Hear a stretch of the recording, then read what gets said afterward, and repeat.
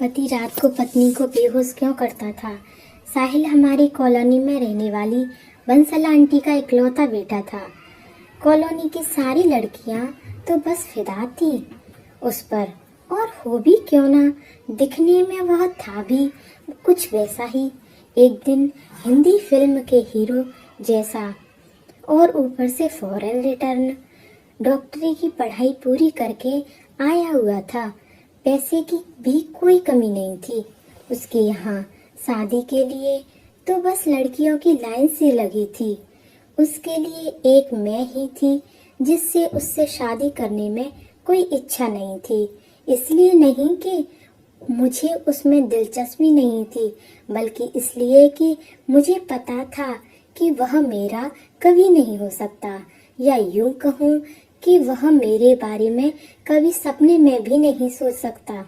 और इन सब के पीछे की बस एक ही वजह थी, मेरा सांवला रंग, आंखें बड़ी बड़ी, लंबे बाल, पर बस एक ही दाग था, वह मेरा सांवला रंग।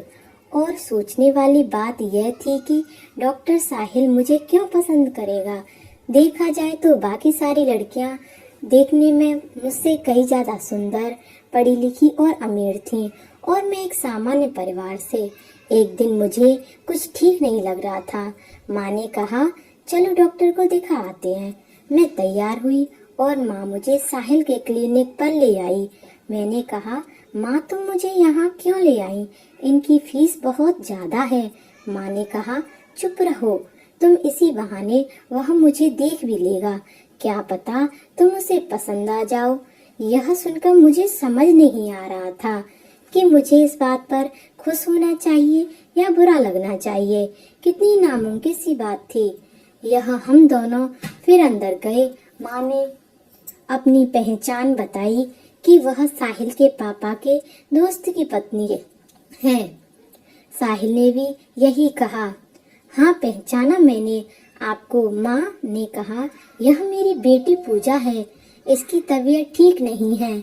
आज साहिल ने मेरी तरफ देखा और मेरा बीपी चेक करने लगा। मुझे बड़ी हैरानी हुई कि मेरा बीपी फिर से क्यों चेक हो रहा है, जबकि नर्स ने पहले ही बीपी और वजन चेक करके एक कागज पर लिख दिया था। अचानक हम दोनों की नजर एक हुई और मैं जैसे उसकी आंखों में ही खो गई। उसने कहा, चिंता करने वाली कोई बात नहीं है, बस बीपी लो है, मैं दवाई देता हूँ, ठीक हो जाओगी। हम घर आ गए। रात भर मैं सो नहीं पाई। कुछ तो बात थी उसकी आंखों में जो मैं समझ नहीं पा रही थी, और 4-5 दिन बाद जो हुआ उस पर तो मुझे विश्वास ही नहीं हो रहा था। साहिल ने पापा से मेरे रिश्ते की बात की। मैं हैरान भी थी और खुश भी। मुझे समझ नहीं आ रहा था कि उसने मुझे कैसे पसंद किया। मेरी माँ ने मुझे कहा, वह विदेश से पढ़कर आया है, उसकी सोच सुंदरता को लेकर अलग होगी, और तुम्हारा सिर्फ रंग सांवला है, वरना तुम बाकी लड़कियों से भी ज्यादा सुंदर हो। हमारी शादी तय हो गई और यह बात पूरी कॉलोनी में आग की तरह फैल गई। सभी बस यही बात किए जा रहे थे कि आखिर साहिल ने इतनी सारी लड़कियों को छोड़कर मुझे ही क्यों पसंद किया। पर हमारे घर में तो बस खुशियां ही खुशियां थीं। साहिल मुझे फोन करता, मैसेज करता, कहता कि कैसे वह मेरी पहली नजर में ही क्लीन बोल्ड हो गया था। मेरी आंखें उसे बहुत पसंद हैं। उसके ऐसे बोलने से मुझे भी माँ की बात सच लगने लगी कि वह विदेश पढ़कर आया है। उसके विचार करने का तरीका अलग है।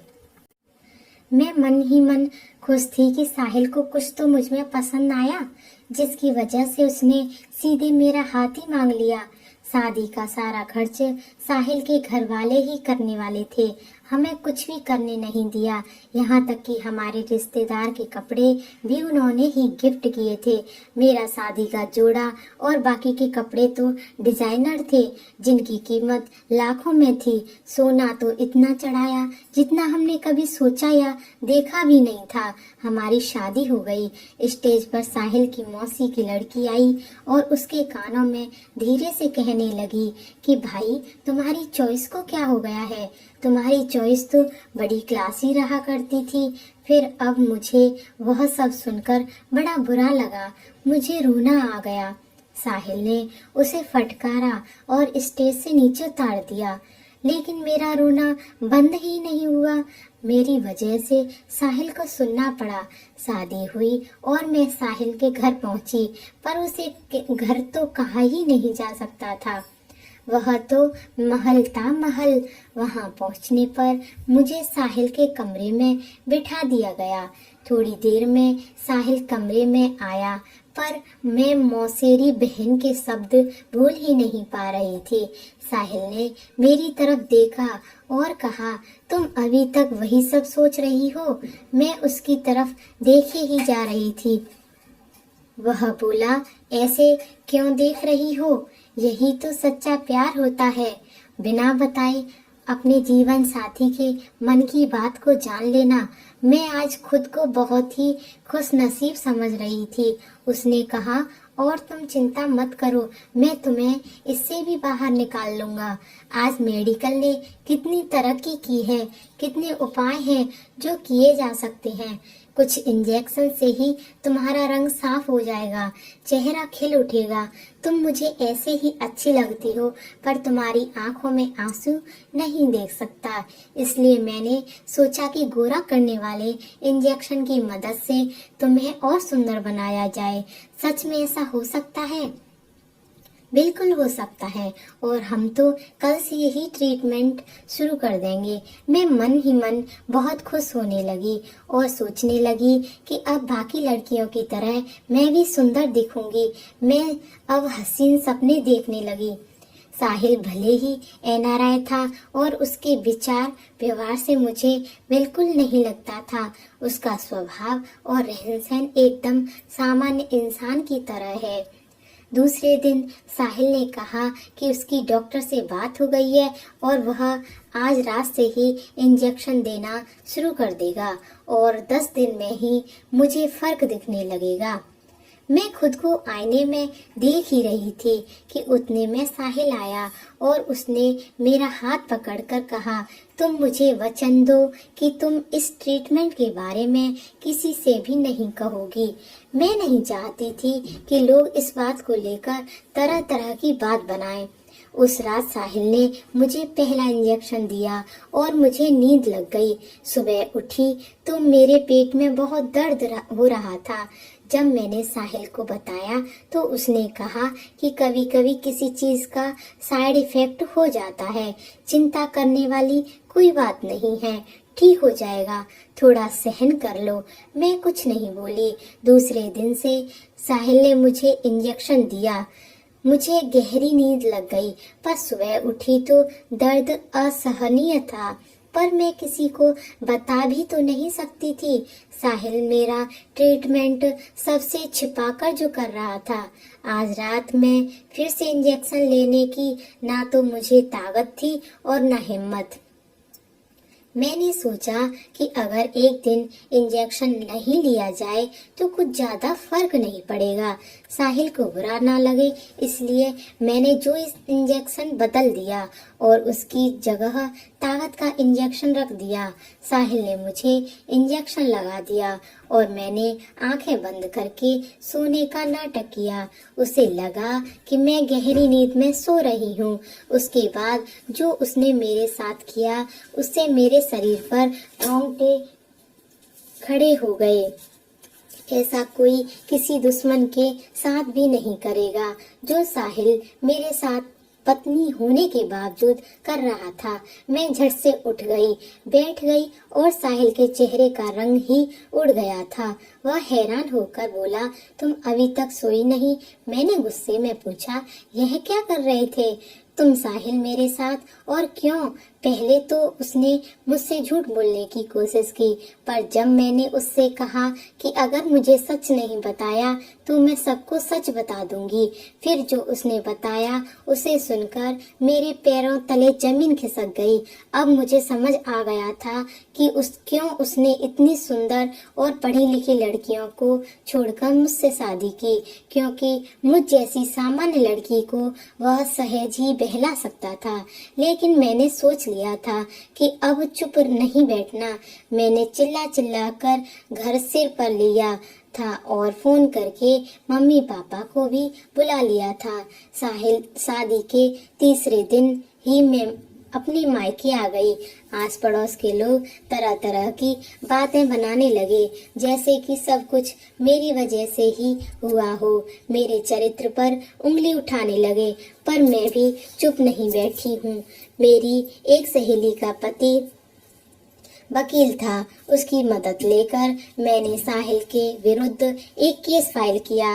मेरी माँ ने मुझे रोकने की बहुत कोशिश की, पर मैंने सोच रखा था कि साहिल जैसे इंसान को उसके कर्मों की सजा तो मिलनी ही चाहिए। उसका असली चेहरा सभी के सामने आना चाहिए।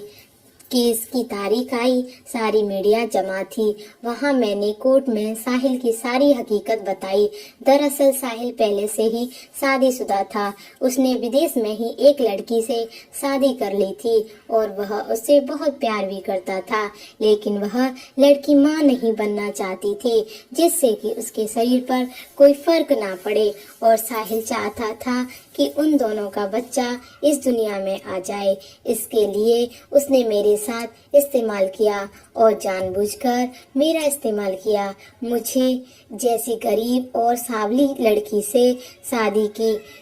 उसे उन दोनों का बच्चा मेरे पेट में बढ़ाना था। वह बच्चा पैदा होते ही बच्चे को लेकर मुझे तलाक देकर अपनी पत्नी के पास चला जाने वाला था। अपने देश में सैरोगेसी इल्लीगल होने के कारण और मेरी रजामंदी के बिना वह मेरे गर्भ में अपना बच्चा कैसे रख सकता था। इसलिए उसने झूठ कहकर वह मुझे गोरे रंग का इंजेक्शन दे रहा है कहकर मुझे इंजेक्शन देकर बेहोश करके मेरा चेकअप करता था। जिस रात को मैंने इंजेक्शन बदल दिया था, उस रात को आईवीएफ के द्वारा मेरे पेट में अपना बच्चा इम्प्लांट करने वाला था। उसकी पत्नी को अगर बच्चा नहीं चाहिए था या फिर उसे उसका शरीर खराब नहीं करना था, पर इसका मतलब यह नहीं कि उन दोनों को मेरी जिंदगी बर्बाद करने का हक था। मेरी वकील ने साहिल के खिलाफ ठोस सबूत पेश किए और उसे योग्य शिक्षा। जो लोग पहले मेरे चरित्र पर उंगली उठा रहे थे, वही लोग साहिल के घर वालों को नाम रख रहे थे। मेरा और साहिल का तलाक हो गया। मैं आज अकेली थी, पर मेरी किस्मत मेरे साथ थी, या यूं कहो कि भगवान ने ही उस रात मुझे बुद्धि दी और मैंने इंजेक्शन बदल दिया। यह कहानी हमें यह सीख देती है कि सभी माता पिता ने अपनी बेटी के लिए अमीर लड़का ढूंढने की जगह चाहे लड़का गरीब पर संस्कारी लड़का देखें, क्योंकि अगर 2 टाइम का खाना और सम्मान मिले तो कोई भी लड़की सुख से शांति से रह पाएगी।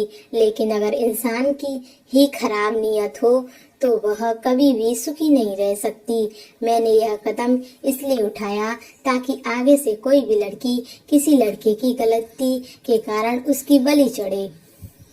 यह कहानी अच्छी लगे तो लाइक, शेयर और सब्सक्राइब करें। धन्यवाद।